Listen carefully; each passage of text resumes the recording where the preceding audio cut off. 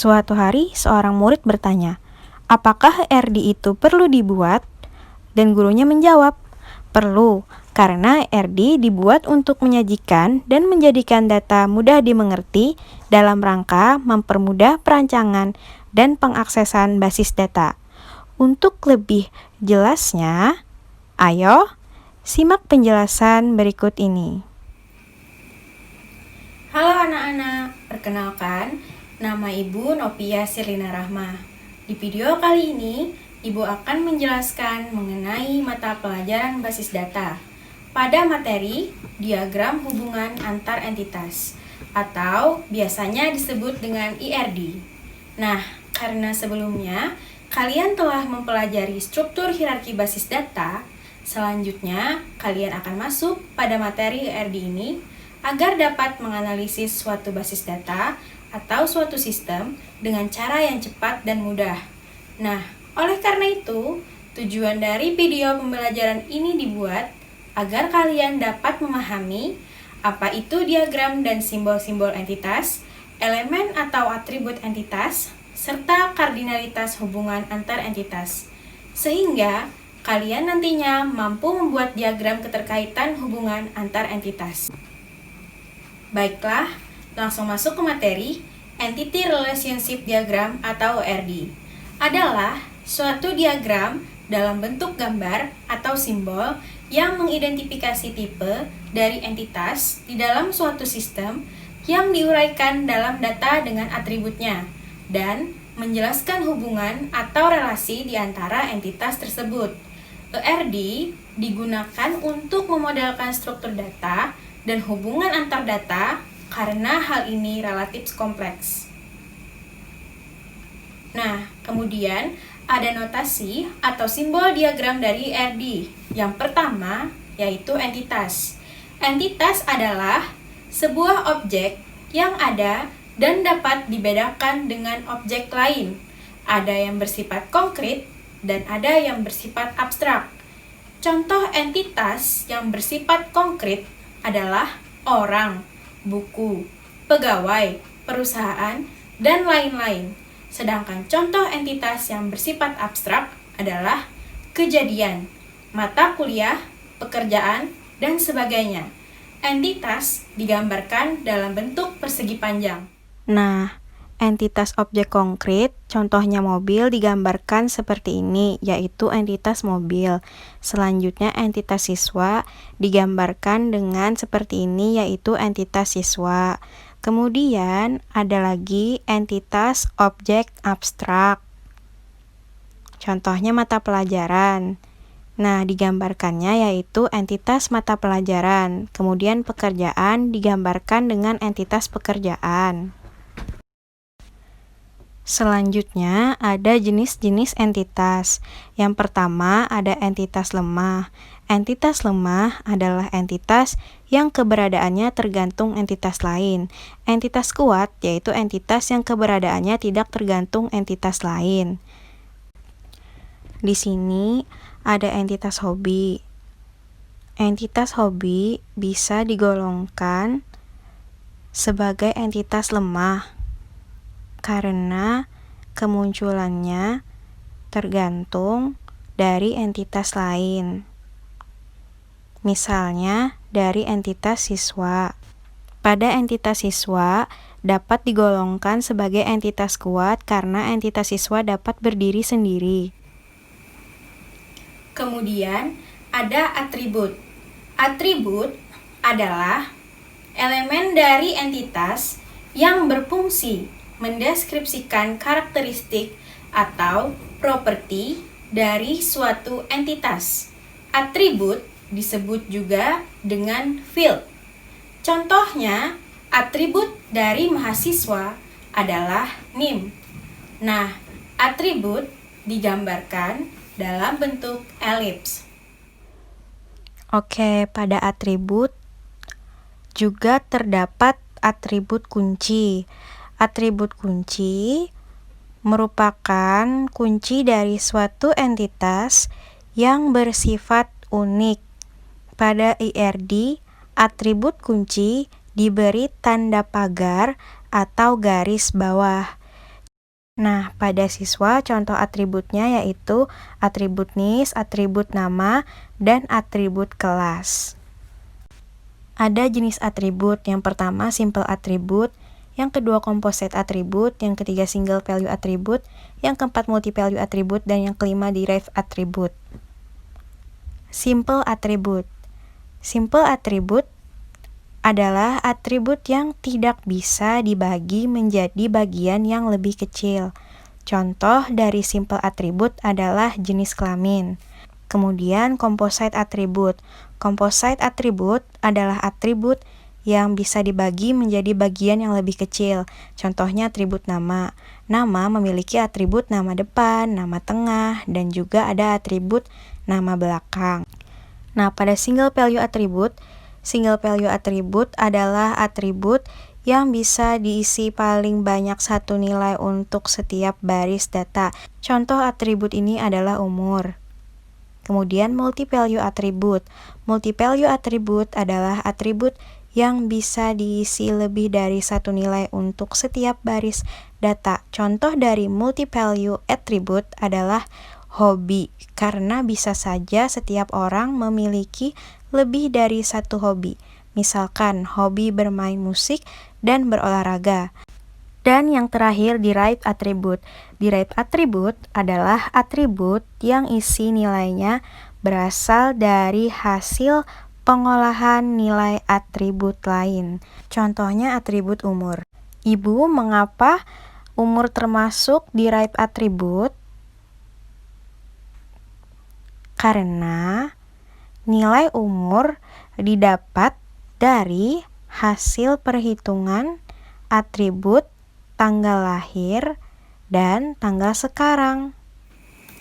Selanjutnya, ada relationship atau relasi. Relationship atau relasi adalah hubungan yang terjadi antara sejumlah entitas. Relasi menunjukkan adanya hubungan di antara sejumlah entitas yang berasal dari himpunan yang berbeda. Contoh, hubungan antara entitas mahasiswa dan entitas mata kuliah adalah mengambil. Relasi digambarkan dalam bentuk diamond. Nah, ini adalah lambang dari entitas. Ini adalah lambang dari atribut, dan ini adalah lambang dari relasi, yang mana jika digabungkan, lambangnya seperti ini. Nah, di sini terlihat dengan jelas entitas atribut dan juga relasi. Dan ini adalah gambar untuk menjawab penjelasan relasi, yaitu hubungan antara mahasiswa dengan mata kuliah. Kemudian, materi kardinalitas relasi. Kardinalitas relasi adalah jumlah maksimum entitas yang dapat berelasi atau berhubungan dengan entitas pada himpunan entitas yang lain. Kemudian ada jenis-jenis relasi berdasarkan derajatnya. Yang pertama yaitu relasi unary, yang kedua yaitu relasi binary, dan yang ketiga relasi ternary. Relasi unary. Relasi unary merupakan hubungan yang melibatkan satu entitas. Relasi unary disebut juga unary degree atau derajat 1. Contoh relasi unary seperti pegawai yang memimpin pegawai. Kemudian yang kedua yaitu relasi binary. Relasi binary merupakan relasi antara dua entitas. Nah, sebagai contoh dari relasi binary adalah guru yang mengajar mata pelajaran. Kemudian ada relasi ternary. Relasi ternary merupakan relasi yang menghubungkan tiga entitas atau lebih. Contoh dari relasi ternary adalah guru yang mengajar mata pelajaran dan juga mengajar ekstrakurikuler. Selanjutnya, Ada jenis-jenis relasi. Yang pertama yaitu one to one. Kemudian yang kedua one to many atau many to one. Kemudian yang ketiga ada many to many. Penjelasan dari relasi yang pertama yaitu satu ke satu atau one to one, yaitu setiap entitas pada himpunan entitas A berhubungan paling banyak dengan satu entitas pada himpunan entitas B. Begitupun sebaliknya.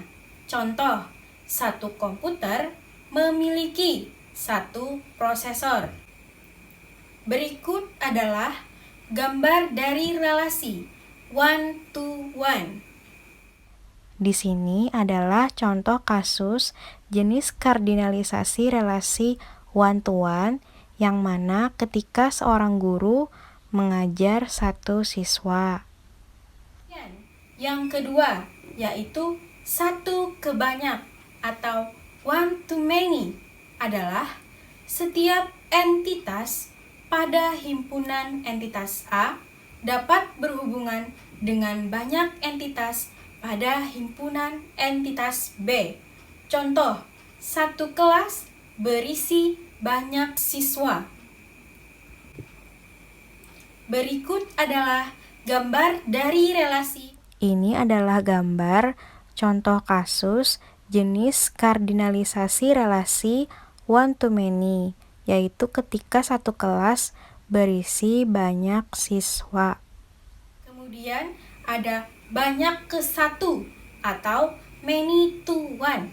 Relasi ini merupakan kebalikan dari relasi one to many. Contoh, banyak pegawai bekerja pada satu departemen. Kemudian, di sini adalah gambar dari contoh kasus many to one, yaitu ketika banyak pegawai bekerja dalam satu departemen.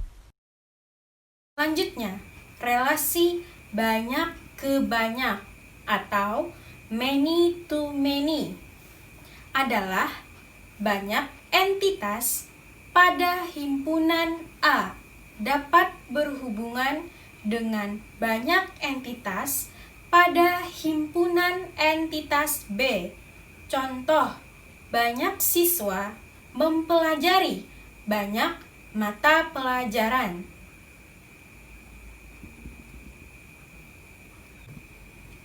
Berikut adalah gambar dari relasi many to many. Dan yang terakhir adalah gambar contoh kasus jenis kardinalitas relasi many to many, yaitu ketika banyak guru mengajar banyak mata pelajaran. Nah, selanjutnya ada primary key. Primary key adalah atribut yang dipilih di antara atribut yang memiliki entity yang nantinya akan dipakai sebagai penghubung dengan entity yang lain. Nah, primary key ini memiliki syarat. Syarat primary key adalah yang pertama, bersifat unik, yaitu bisa dibedakan antara satu dengan yang lainnya. Kemudian syarat yang kedua yaitu minimal, yaitu tidak ada subset yang menjadi primary key. Yang ketiga, primary key tidak bernilai nol. Nah, selanjutnya ada foreign key. Foreign key adalah kunci tamu yang termasuk pada atribut entitas lain. Foreign key memiliki kriteria yaitu akan terjadi pada relasi yang kardinalitasnya one to many atau many to many. Kemudian ada tahapan-tahapan membuat IRD. Yang pertama yaitu identifikasi dan menetapkan entitas yang akan terlibat.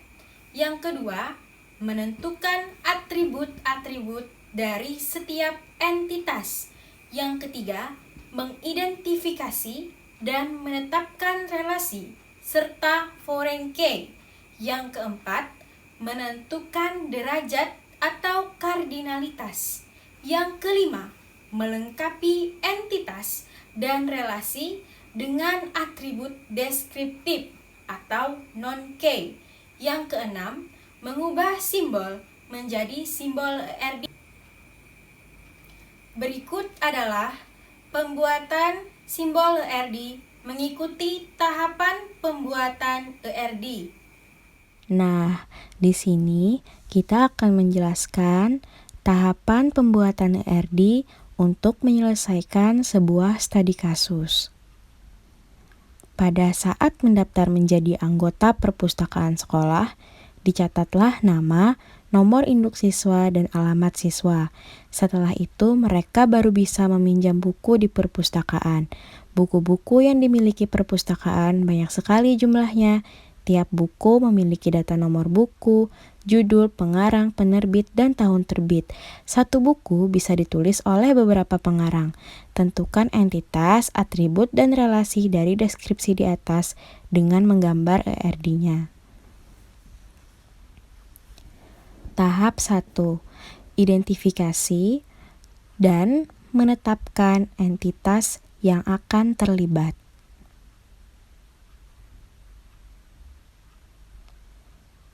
Jadi di sini kita tetapkan siswa, kartu anggota, dan juga buku sebagai entitas yang akan terlibat.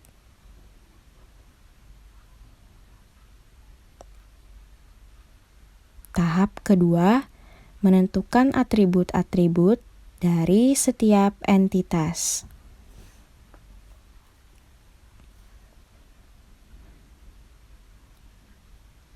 Di sini, entitas siswa memiliki atribut key NIS, kartu anggota memiliki atribut key nomor anggota, dan buku memiliki atribut key nomor buku. Tahap ketiga, mengidentifikasi dan menetapkan relasi serta foreign key.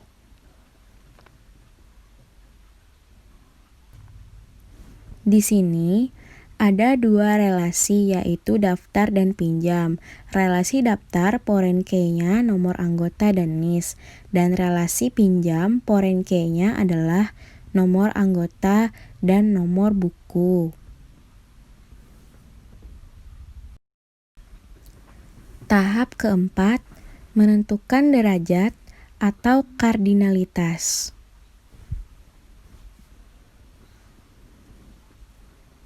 Di sini, derajat atau kardinalitas entitas siswa ke entitas kartu anggota yaitu one-to-one, dan derajat atau kardinalitas entitas buku ke entitas kartu anggota yaitu many-to-one. Tahap kelima, melengkapi entitas dan relasi dengan atribut deskriptif atau non-key. Nah, pada entitas siswa kita tambahkan atribut nama dan alamat. Entitas kartu anggota tambahkan nama anggota.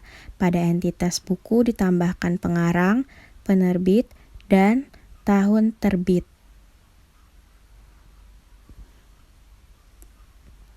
Selanjutnya, tahap ke-6, mengubah konsep menjadi simbol ERD.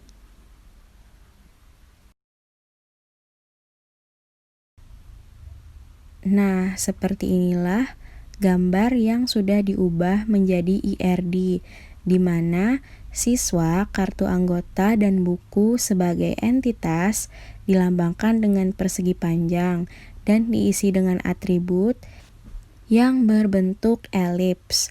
Kemudian ada relasi daftar dan pinjam berbentuk diamond, serta jangan lupa kita tuliskan kardinalitas relasinya, yang mana siswa ke kartu anggota adalah jenis one-to-one dan kartu anggota ke buku adalah jenis relasi one-to-many. Selamat melanjutkan ke materi selanjutnya. Sebelum mengakhiri video ini, Ibu akan memberikan beberapa soal untuk kalian. Soal yang pertama, apa yang dimaksud dengan ERD? Soal yang kedua, sebutkan macam-macam simbol ERD dan keterangannya. Soal yang ketiga, jelaskan dan berikan contoh entitas, atribut, dan relasi. Soal yang keempat, apa itu kardinalitas? Dan sebutkan jenis-jenis relasi untuk derajat kardinalitas. Kemudian soal yang kelima, ambillah salah satu contoh kasus sederhana dan gambarkan ERD-nya. Nah, semoga dengan menjawab soal-soal tadi, kalian dapat lebih memahami video ini dengan baik dan benar. Demikian video pembelajaran ini dibuat. Semoga bermanfaat untuk kalian semua. Selamat belajar dan sampai jumpa.